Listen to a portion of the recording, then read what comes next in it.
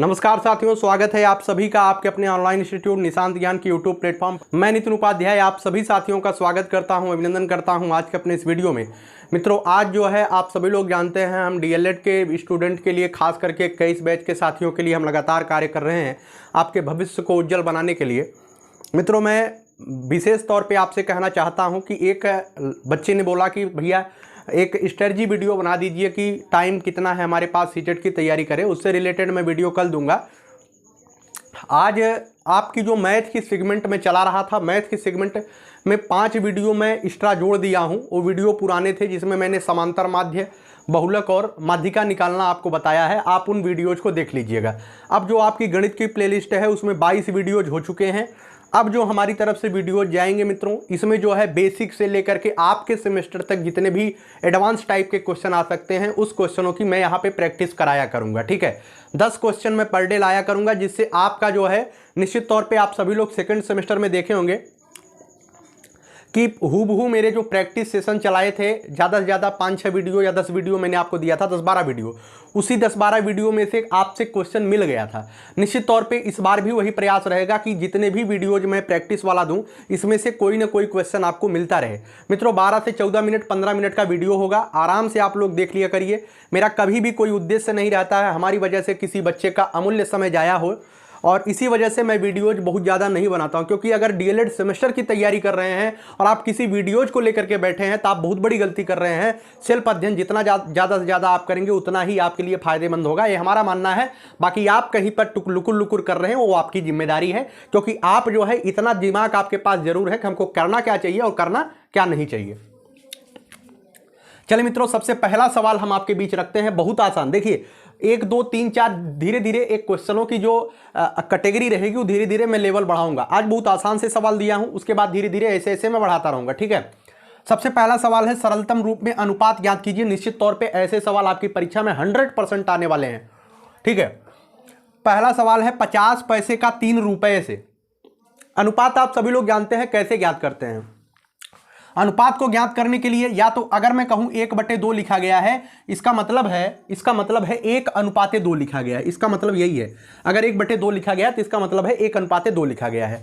5/6 लिखा गया है तो इसका मतलब है 5:6 लिखा गया है। इस बात को तो आप सभी लोग जानते हैं, अच्छी तरीके से भली भांति जानते होंगे। उसी तरीके से दिया गया 50 पैसे का 3 रुपए से। जब भी आप अनुपात निकालिए इस बात को ध्यान रखिए कि उनकी मात्रक जो होनी चाहिए, उनकी जो यूनिट होनी चाहिए वो बराबर होनी चाहिए। ठीक है, अगर यहां पर 50 पैसे को 3 रुपए से दिया गया है तो आप डायरेक्ट 50/3 मत लिखिएगा या 50:3 मत लिखिएगा। क्यों? क्योंकि इसके मात्रक जो है बराबर नहीं है। मैं इसी वजह से ये सवाल दिया हूं। ये सवाल 100% आपकी परीक्षा में आएगा, मैं लिख कर ले लो, मात्रक बराबर करने के लिए। ये कैसे होगा?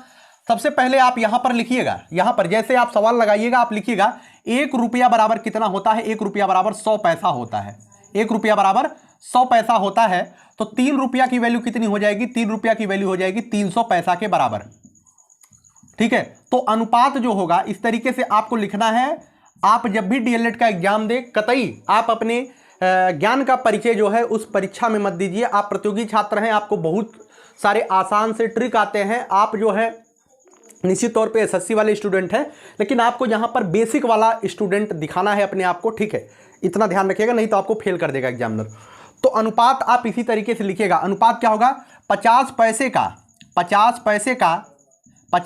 का 300 पैसे से, ऐसे आपको लिखना है। अब 300 पैसे से, ठीक है, तो 50 पैसे का मतलब 50 पैसा इधर लिखिए और उसके बाद नीचे बटे करके लिखिए। पहले बटे करके लिखिए 50/300। क्या लिखना है? 300। ठीक है, 1 0 से 1 0 कैंसिल कर दीजिए। 5 1 के 5, 5 6 30 बराबर आ गया 1/6। आप इसे लिख सकते 1:6। निश्चित तौर पे यहाँ पे मेरे पास स्थान नहीं था, तो आप सभी लोग यहाँ पे आप फोकस करके देखिएगा। ऐसे ही मैंने सवाल यहाँ तक कराया है, देखिए इस तरीके से। ठीक है, कोई दिक्कत? पहला सवाल आपने कंप्लीट कर लिया। 50 पैसे का 3 रुपए से अनुपात आपको कैसे निकालना है? 1:6 इसका अनुपात आएगा। इतना करेंगे तब जाकर के आपको 1 नंबर मिलेगा। अगर ये अति लघुत्तरी में आता है तो, बहुविकल्पी में आता है तो आप कैसे भी लिख दीजिए। बहुविकल्पी में आता है तो आप कैसे भी लिख दीजिए, लेकिन अगर आपको अति लघुत्तरी में आएगा तो आपको ऐसा करना है। ठीक है, चलिए पहला सवाल कंप्लीट हो गया। दूसरा सवाल क्या है? दूसरा सवाल दिया गया है 2 घंटे का 30 मिनट से। आप 2 घंटे को या तो 30 मतलब कि किसी एक को सेम करना है। 2 घंटे को मिनट में बदलना आसान है, 30 मिनट को मिनट में बदलना आसान नहीं है, थोड़ा सा दशमलव फसमलव में आएगा, ठीक है, इस तरीके से। तो यहां पर आप लिखिए 1 घंटा बराबर कितना होता है? 1 घंटा बराबर 60 मिनट होता है। अगर आपको सवाल आ रहे भैया ना, तो वीडियो रोक रोक करके आप सवाल को हल कर लिया करिए। जितने भी हमारी मातृशक्ति हैं, जितने भी हमारी बहनें हैं, इस तरीके से आप सवालों को हल करिएगा। मैं आपको विशेष सवाल 10 सवाल 12 सवाल डेली बना करके दे दूंगा, ठीक। 1 घंटा बराबर 60 मिनट होता है, तो आगे ऐसे लिखिएगा 2 घंटा बराबर कितना हो जाएगा? 2 घंटा बराबर 120 मिनट हो जाएगा। जो पहले लिखा गया उसे ऊपर रखना है, जो पहले लिखा गया उसे ऊपर रखना है, जो बाद में है उसे नीचे रखना है। तो 2 घंटे का 30 मिनट से मतलब 120 मिनट का 120, यहां पे अनुपात लिखिएगा, यहां पे अनुपात लिखिएगा 120 मिनट का 30 मिनट से, 30 मिनट से, ठीक है। तो 120/30 ऐसे लिखिएगा, 0 से 0 कैंसिल, 3 1 के 3 चौका 12, कितना आ जाएगा? 4/1, इसे बराबर लिख दीजिएगा 4:1, ठीक है, कोई दिक्कत? चलिए, उम्मीद करता हूं पहले सवाल को जैसे मात्रक बराबर करके आपको कैसे अनुपात निकालना होता आप आसानी से निकाल पाएंगे, ठीक है। कुछ सवाल मैं इसमें से छोड़ूंगा आपको होमवर्क के लिए, निश्चित तौर पे वो सवाल आपको करने हैं। बहुत आसान सवाल, 10 सवाल आसान मैंने लिया है, ठीक। दूसरा सवाल हो गया,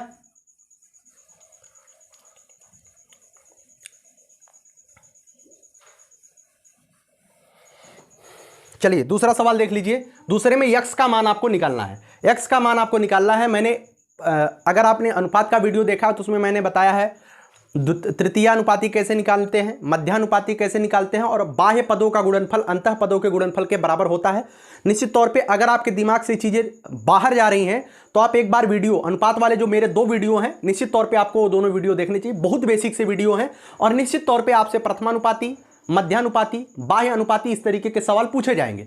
तो मैंने एक छोटा सा सवाल आपको लिया है, इसमें जो समानुपात वाले सवाल होते हैं, इसका मतलब समानुपात का मतलब क्या होता है? जैसे समानुपात का मतलब यह होता है कि 2 अनुपात दिए गए हैं, वो आपस में बराबर हैं। अगर 2 अनुपात आपस में बराबर हैं तो उनके बाह्य पदों का गुणनफल अंतः पदों के गुणनफल के बराबर होता है, नियम होता है। तो इसका अगर यहां पे समानुपात लगाया गया तो निश्चित तौर पे इसके दोनों अनुपात बराबर होंगे, तो बाह्य पदों का गुणनफल अंतः पदों के गुणनफल के बराबर होगा। तो 30 गुणे 300 बराबर हो जाएगा 120 गुणे x के, ठीक है। तो x की वैल्यू कितनी हो जाएगी? नीचे लिखिएगा, x बराबर हो जाएगा, गुणा वाली संख्या बराबर के दूसरी ओर बटे में जाती है। तो x के साथ 120 है, x के साथ 120 है, यह जो है इसके बटे में चली आएगी। 30 गुणे 300 बटे 120, 0 से 0 कैंसिल, 3 चौका 12, यहां काट दीजिएगा, 4 सत्ते 28, 2 बचा, 4 पच्चे 20, आ जाएगा 75। x की वैल्यू कितनी आ जाएगी? 75, ठीक है। बाह्य पदों का गुणनफल अंतः पदों के गुणनफल के बराबर होता है। निश्चित तौर पर आप x का मान निकाल सकते हैं। ऐसे सवाल आपकी परीक्षा में आएगा, 100% आएगा। मैं कहता हूं कल मैं बाह्य अनुपाती या मध्यानुपाती का सवाल दूं, इससे पहले आप मध्यानुपाती, उसके बाद जो है तृतीयानुपाती, ये सभी सवाल दूसरे वीडियो को देख करके, जो समानुपात का दूसरा वीडियो उसे आप कंप्लीट कर लीजिएगा, ठीक है। चलिए, दूसरा सवाल कंप्लीट हो गया। तीसरे सवाल पर आते हैं। 243 की घात 3 की, इस तरीके से लिखा गया है, 243 की पावर 3/5। जब भी ऐसा सवाल दिया जाएगा, इस बात को ध्यान रखिएगा, इसका जो हर होगा निश्चित तौर पे इसका कोई ना कोई ऐसा मतलब कि घात ही बनेगा, ये इससे कटने वाला है। 100% ऐसे सवालों में जो घात होती है वो आपस में कटती है गुणा करने पर, ठीक है। तो 243 को आप क्या लिख सकते हैं?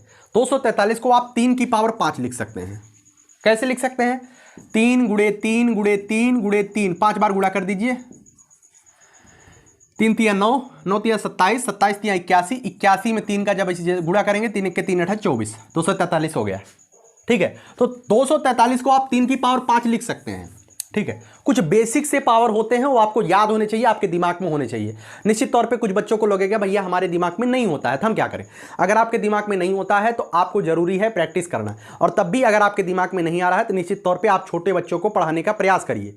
कभी भी आप यह परिकल्पना कतई मत करिएगा कि सुपर टेट होगा, आने वाले समय में निश्चित तौर पे कंपटीशन होगा, तो मैं अन्य सब्जेक्ट को कंप्लीट करके, मैथ को छोड़ करके अपने आप को जो है एक शिक्षक के तौर पे स्थान आप बना पाएंगे, तो आप कल्पना भी मत करिएगा, इस बात को ध्यान रखिएगा।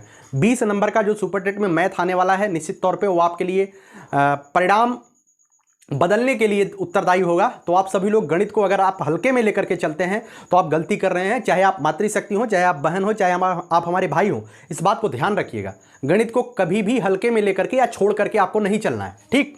तो 3 की घात 5 कर देंगे और ऊपर लिख देंगे 3 की पावर 5, ठीक है। छोटा लिखना है इसे। और जब भी आप सभी लोग जानते हैं, जब भी x की पावर m की पावर n दिया गया है तो इसका मतलब है x की पावर m गुणे n कर सकते हैं। तो इस तरीके से इसे भी कर सकते हैं, 3 की पावर 5 इस गुणे 3/5, और 5 से 5 कैंसिल हो जाएगा, बचेगा 3 की पावर 3। और 3 की पावर 3 की वैल्यू कितनी होती है? 3 की पावर 3 की वैल्यू 3 3 9 3 27 होती है। निश्चित तौर पर इसका मान 27 आ जाएगा, ठीक है। कोई दिक्कत आपको, कोई परेशानी आपको नहीं होनी चाहिए। ऐसे सवालों में अगर आपको परेशानी आ रही है तो आपको प्रैक्टिस करने की आवश्यकता है और निश्चित तौर पे ध्यान देने की आवश्यकता है, ठीक है। चलिए, तीसरा सवाल कंप्लीट होता है। चौथा सवाल देख लीजिए, 1/2 की पावर -2 गुणे 2 की पावर 2, इसका वैल्यू आपको निकालना है। देखिए, जब ऋणात्मक घात होता है, जब भी ऋणात्मक घात होता है, निश्चित तौर पे आप उसे बटे में ले जाकर के उसके धनात्मक घात को बना सकते हैं। जैसे मैं आपको बताऊं, 1 की पावर ऋण 1 लिखा गया है, ठीक है। 1 की पावर ऋण 1 लिखा गया है तो आप इसे 1 की घात 1 लिख सकते हैं। कैसे लिख सकते हैं? आप डायरेक्ट 1/1 की घात ऐसे कर दीजिए। अब देखिए, मैं बताता हूं, 3 की पावर -5 लिखा गया है, 3 की पावर -5 लिखा गया है। आप इसे 1/3 की पावर 5 कर सकते हैं। 2 की पावर ऋण 2 लिखा गया है तो आप इसे 1/2 की पावर 2 कर सकते हैं। जब भी घात को ऊपर से नीचे लेके जाते हैं तो उसके चिन्हों में परिवर्तन होता है। ऊपर से नीचे लाइए या नीचे से ऊपर लेके जाइए। जैसे 1/10 की पावर ऋण 2 लिखा गया है, 1/10 की पावर ऋण 2 लिखा गया है, आप इसे 1 गुणे 10 की पावर 2 लिख सकते हैं, ठीक है। जब भी घात ऊपर से नीचे जाती है तो ऊपर से नीचे आएगी तब भी धनात्मक का ऋणात्मक होगा, या नीचे से ऊपर जाएगी तब भी धनात्मक का ऋणात्मक होगा। इस बात को ध्यान रखिएगा। उसी तरीके से यहां भी अगर 1/2 की पावर ऋण 2 है, इसका मतलब 1/2 की पावर 2 आप इसे लिख सकते हैं 100%। 1/2 की पावर 2 लिख सकते हैं और यहां पर 2 की पावर 2 से गुणा करना है, ठीक। आगे कर दीजिए, 1 मेन बटा है 1 1 के 1, 2 दूनी 4 गुणे 2 दूनी 4,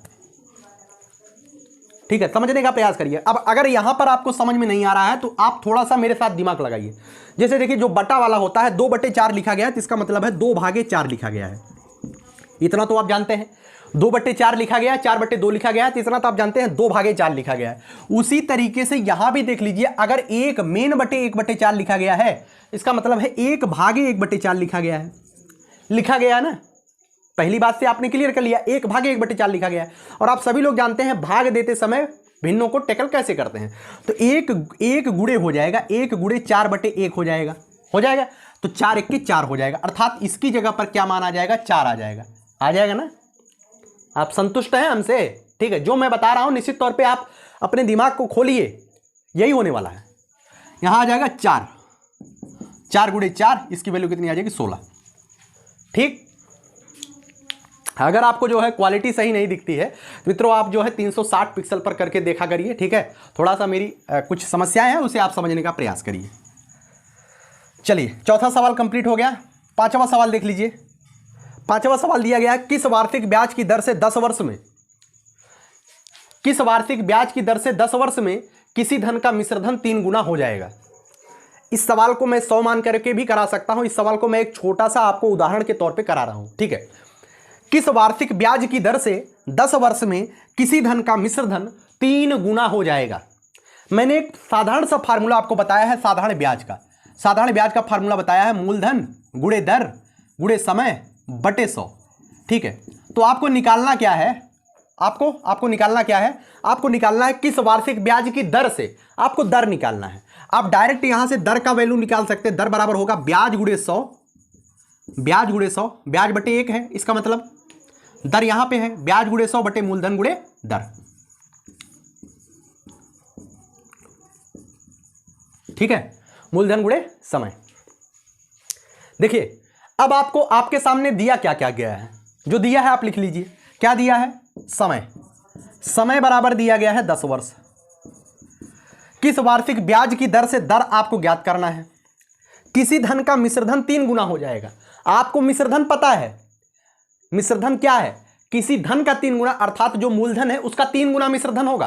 तो मैं मान लेता हूं कि मूलधन, माना मूलधन बराबर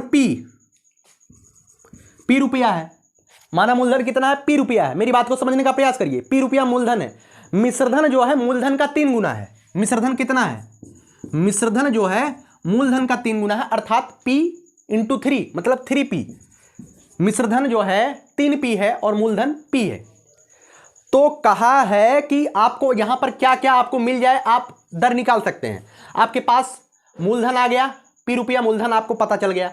आपके पास समय पता है, समय 10 वर्ष है। आपके पास अगर ब्याज आ जाता है तो निश्चित तौर पे आप दर निकाल लेंगे। और ब्याज क्या होता है मित्रों? जो आपको मिश्रधन दिखाई दे रहा है, इस मिश्रधन में मूलधन और ब्याज जुड़ा हुआ रहता है। मिश्रधन का परिभाषा, मिश्रधन बराबर क्या होता है? मिश्रधन बराबर होता है मूलधन धन ब्याज। मूलधन धन ब्याज। जो रुपया हम उधार लेते हैं, उधार लेने के बाद किसी एक निश्चित ब्याज पर हम उधार लेते हैं और उस ब्याज के साथ जब हम उस रुपया को लौटाते हैं तो उसे हम मिश्रधन बोलते हैं। ठीक है, समझने का प्रयास करिए। तो मिश्रधन में ब्याज इंक्लूड होता है। जब हम महाजन को या बैंक को लौटाने जाते हैं तो उसमें हम मिश्रधन इंक्लूड करके देते हैं, ब्याज इंक्लूड करके देते हैं और उसे ही हम मिश्रधन बोलते हैं। तो निश्चित तौर पर अगर मिश्रधन 3P है और इसमें निश्चित तौर पर मूलधन जुड़ा हुआ है तो ब्याज कितना हो जाएगा? ब्याज जो है इस 3P में से अगर मूलधन को हम घटा देंगे, 3P में से मूलधन P है तो आप इसे घटा देंगे तो कितना आ जाएगा? 2P आ जाएगा, अर्थात ब्याज हो गया 2P। ठीक है, तो आप निकाल लीजिए दर बराबर क्या हो जाएगा? दर बराबर हो जाएगा ब्याज कितना है? 2P गुणे 100 बटे मूलधन कितना है? P गुणे समय कितना है? 10। ठीक, P से P कैंसिल हो गया, 2 × 5 = 10 होता है, 5 × 2 = 100 होता है, अर्थात 20% ब्याज की दर से उत्तर आ गया। अर्थात 20% ब्याज की दर से 10 वर्ष में कोई धन 3 गुना हो जाएगा। ठीक है, तो उत्तर आपका कितना आ गया? 20%। ऐसे ही सवालों को आपको हल करना है। निश्चित तौर पे ऐसा सवाल 100% आपकी सेमेस्टर परीक्षा में आएगा और इस बात को मैं गारंटी लेता हूं। आपको ऐसे सवालों पर प्रैक्टिस करनी है। 100 मान करके भी आप सवाल लगा सकते हैं और मेरी तरह आप सवाल लगाते हैं तो भी आपका सवाल गलत नहीं है, निश्चित तौर पर सही माना जाएगा। ठीक, 5वां सवाल हो गया। 6ठा सवाल मैं आपको देता हूं, आपको हल करना है। मैं लगा करके देता हूं, आपको हल आपको करना है। ठीक, 6ठा सवाल देखिए क्या दिया गया है। एक गांव की जनसंख्या प्रतिवर्ष 5% की दर से कम हो रही है। यदि गांव की वर्तमान जनसंख्या 3610 है तो 2 वर्ष बाद गांव की जनसंख्या क्या, 2 वर्ष पूर्व गांव की जनसंख्या क्या होगी? देखिए एक फार्मूला होता है, A बराबर P ब्रैकेट में 1 प्लस R बटे 100 घाते समय। ये फार्मूला होता है ऐसे सवालों के लिए। तो देखिएगा जब यहां पर जो है घटोत्तरी होती है तो यहां पर माइनस हो जाता है। घटोत्तरी अगर हो रही है, अवमूल्यन हो रहा है, कमी हो रही है, घटोत्तरी हो रही है तो यहां पे माइनस हो जाएगा, जहां पे प्लस था। और अगर यहां पे बढ़ोत्तरी हो रही है, वृद्धि हो रही है तो यहां पे प्लस हो जाता है। ठीक, ऐसे सवालों पर देखिए घटोत्तरी हो रही है, निश्चित तौर पर यहां पर हम माइनस कर देते हैं। तो गांव की जो वर्तमान जनसंख्या 3610 है, ध्यान से सुनिएगा, जो गांव की वर्तमान जनसंख्या 3610 है, 3610 जो है यहां पे आप लिखिएगा, क्योंकि वर्तमान जनसंख्या में पहले की जनसंख्या को इंक्लूड करते हुए लगाया गया है। क्या दिया गया? 2 वर्ष पूर्व जनसंख्या आपको ज्ञात करना है। निश्चित तौर पे आपको ए वाली जनसंख्या ज्ञात करनी है। कल मैं इससे 2-3 सवाल मैं आपको दे दूंगा, बेसिक से एडवांस। मतलब अभी समझाने में थोड़ा सा लग रहा है मुझे कि अभी मैं आपको समझा नहीं पा रहा हूं, क्योंकि चीजें बेसिक से मैं नहीं उठा रहा हूं। ठीक है, तो एक कैसे हो रहा है, क्यों हो रहा है, इसके लिए मैं आपको कल 2-1 सवाल दे दूंगा। ठीक, तो यहां पर 3610 लिखिएगा। जब भी आपको ऐसा सवाल आएगा निश्चित तौर पे जो वर्तमान जनसंख्या होगी वो यहीं पर लिखना है। ठीक है ना? तो P ब्रैकेट में 1 माइनस R कितना है? 5 बटे 100 घाते समय कितना है? समय कितना है? 2 वर्ष। 2 वर्ष पूर्व जनसंख्या ज्ञात करनी है। 5 × 5 = 100। ठीक है, 3610 बराबर P ब्रैकेट में 20 × 20 में से 1 गया, 19 बटे 20 की घाते 2। ठीक है, 3610 बराबर P ब्रैकेट में P बटे 1 कर सकते हैं। 19 बटे 20 को इस तरीके से लिख सकते हैं, 19 बटे 20 गुणे 19 बटे 20। ठीक है, अब आपको P की वैल्यू निकालनी है तो इस तरीके से आप तिरिया गुणा कर सकते हो। P को यहीं पर रहने दीजिए, इसका गुणा कर दीजिए तो P बराबर हो जाएगा 3610 गुणे 20 गुणे 20 बटे 19 गुणे 19 इधर आ जाएगा तो 19 गुणे 19। आपको इसका मान निकाल लेना है, निश्चित तौर पे आप गुणा भाग करके निकाल लीजिएगा। ठीक है, चलिए मैं उम्मीद करता हूं आप सभी लोग समझ रहे हैं अच्छी तरीके से और आपको 100% समझ में आ रहा है। ठीक है, चलिए छठा सवाल हो गया। चलिए आइए सातवें सवाल की तरफ चलते हैं। लघुगणकीय रूप में आपको लिखना है, लघुगणकीय रूप में 6 की घात 2 बराबर 36। लघुगणकीय रूप में आपको लिखने के लिए मैं इस वजह से बता रहा हूं क्योंकि ऐसे सवाल आपकी परीक्षा में आएगा। तो जैसे ही आप इसमें लॉग लगाते हैं, लॉग इस तरीके से लगाइएगा, जो इसका बेस दिया गया है निश्चित तौर पे वही बेस लॉग का भी होता है, वही बेस घातांकी रूप में भी होता है। हमेशा बेस को बेस ही रहने दीजिए, 6 लिख दीजिए। जो इसका घात होता है घातांकी रूप में वह इसके बराबर में चला आता है 2। जो इसका घात होता है घात लघुगणकीय रूप में वो बराबर में चला आता है, और जो 36 होता है मेन मतलब 6 की घात 2 36 वो यहाँ पे चला आता है। ठीक है, इस तरीके से आपको घातांकी रूप में सभी को लिख देना है, तीनों को। ठीक है, आपके लिए सवाल है। चलिए, उम्मीद करता हूँ समझ में आ गया। जो बेस है हमेशा बेस रहेगा, जो घात है वो बाहर निकल के मतलब कि बराबर के बाद चली जाती है। ठीक, चलिए बात करते हैं। यदि ए बराबर 6 8 11 और बी बराबर 6 2 3, तो आपसे कहा गया है ए इंटरसेक्शन बी का मान ज्ञात करना है। ए इंटरसेक्शन बी का मान आपको ज्ञात करना है। देखिए मित्रों, आप सभी लोग समुच्चय के लिए मैंने 2-3 वीडियो बनाए हैं। अगर आपने समुच्चय को निश्चित तौर पे देखा होगा तो आपको यूनियन पता होगा, आपको इंटरसेक्शन पता होगा, कैसे क्या होता है निश्चित तौर पे पता है। यूनियन क्या होता है? यूनियन में आपको संगठन निकालना पड़ता है।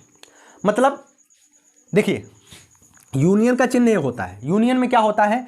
यूनियन में जो इसमें है जो इसमें है दोनों को लिखना है, दोनों को लिखना है, लेकिन जो कॉमन है उसे एक बार लिखना है। जैसे अगर ए बराबर दिया गया है 1 3 5 7, सॉरी 1 2 3 4 5 6 7 इस तरीके से दिया गया है ए बराबर, और बी बराबर दिया गया है 1 3 5 7, और आपसे कहा जाए कि ए यूनियन भी निकाल दीजिए, आपसे कहा जाए कि ए यूनियन भी निकाल दीजिए। तो यूनियन बी का मतलब संघ। संघ में मित्रों ध्यान रखना है, कोई चीज अगर 2 बार आ रही है तो उसको काट देना है। एक यहां पर 2 बार आ रहा है, काट देंगे। ठीक है, काट देंगे मतलब एक बार जरूर लिखेंगे, एक बार लिखेंगे, 2 बार नहीं लिखेंगे। एक यहां पर 2 देखिए नहीं आ रहा है, 2 भी लिखेंगे। 3 आ रहा है, 3 एक ही बार लिखेंगे। 4 नहीं आ रहा है, 4 लिख देंगे। 5 आ जा रहा है, 5 एक ही बार लिखेंगे। 6 नहीं आ रहा है, 6 को लिख देंगे। 7 आ जा रहा है, 7 एक ही बार लिखेंगे। तो ए यूनियन बी का मान हो जाएगा 1 2 3 4 5 6 7। ठीक है, और इंटरसेक्शन में क्या करते हैं? इंटरसेक्शन का मतलब जो कॉमन है बस वही लिखना है, जो कॉमन है बस वही लिखना है। मतलब इसमें 6 में 6 कॉमन है, 8 मतलब 6 8 11 दिया, 6 2 3 दिया गया। इसमें मात्र एक कॉमन है 6, बस आपको ए यूनियन बी का मान यही आ जाएगा, और बाकी से आपको कोई मतलब नहीं है इंटरसेक्शन में। ठीक है, और यूनियन में जो 2 बार आया है उसे एक बार लिखना है। ठीक है, ये हो गया। चलिए 8वां सवाल हो गया। 9वां सवाल देख लीजिए। 6x स्क्वायर धन 3xy स्क्वायर का आपको गुणनखंड करना है। मित्रों ध्यान रखिएगा, ऐसे सवालों में कॉमन लेते हैं, कॉमन लेने के बाद आपको गुणनखंड करना है। 3 और 6 में कॉमन होता है 3, x स्क्वायर और x में कॉमन होता है x। हमेशा अगर घात दी रहे, घात में आपको कॉमन चुनना है तो छोटी घात हमेशा कॉमन होती है, बड़ी घात कॉमन नहीं होती है। और कॉमन देने का मतलब होता है भाग देना। जब भी आप 6x स्क्वायर में भाग देंगे तो 3 दूनी 6 हो जाएगा, 2x हो जाएगा। ठीक, यहाँ पे हो जाएगा 3 1 के 3 मतलब कट गया, 3 से 3, x से x कट गया, y स्क्वायर यहाँ पे बचेगा, यही इसका उत्तर हो जाएगा। ठीक है, 9वां सवाल कंप्लीट। अब 10वां सवाल देखिए, भाग की संक्रिया द्वारा ज्ञात कीजिए x धन 6 x स्क्वायर माइनस x ऋण 42 का गुणनखंड है। भाग की संक्रिया में अगर भागफल यहां पे शून्य आ जाता है तो आप लिखिएगा x धन 6 इसका गुणनखंड है। अगर भाग की प्रक्रिया में इसका शेषफल शून्य नहीं आता है तो निश्चित तौर पे x धन 6 इसका एक गुणनखंड नहीं होगा। तो x square minus x minus 42 भागे x प्लस 6, आप भाग देना आपको है, यह आपको करना है। अगर शेषफल शून्य आता है, अगर शेषफल शून्य आता है तो x धन 6 इसका एक गुणनखंड होगा। अगर शेषफल शून्य नहीं आता है तो यह इसका एक गुणनखंड नहीं होगा।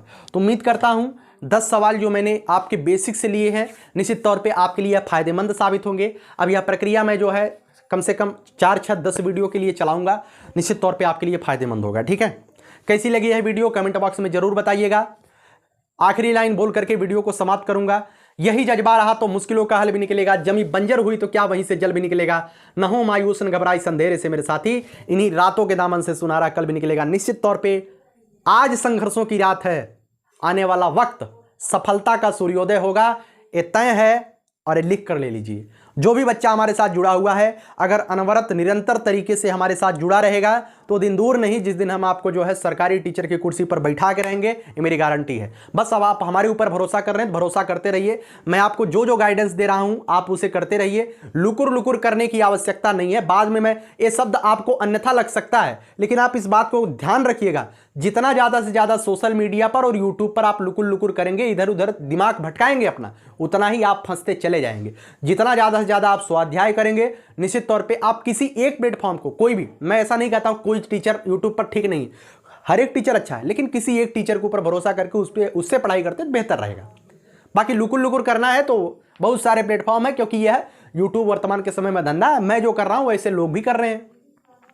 ठीक है, चलिए इस वीडियो को समाप्त करता हूं। आप सभी लोग वीडियो को लाइक शेयर सब्सक्राइब जरूर किया करिए, मेरा मोटिवेशन बढ़ाने के लिए। बाकी आप लोग जितना समर्थन दे रहे हैं उसके लिए मैं आपका हृदय से आभारी हूं। मुझे कोई समस्या नहीं है, आप सभी लोग इतना प्रेम दे रहे हैं, मैं उस योग्य था ही नहीं, लेकिन आप लोगों ने प्रेम दिया, इस योग्य बनाया मुझे, उसके लिए भी बहुत बहुत धन्यवाद। बहुत बहुत धन्यवाद। जय हिंद, जय भारत।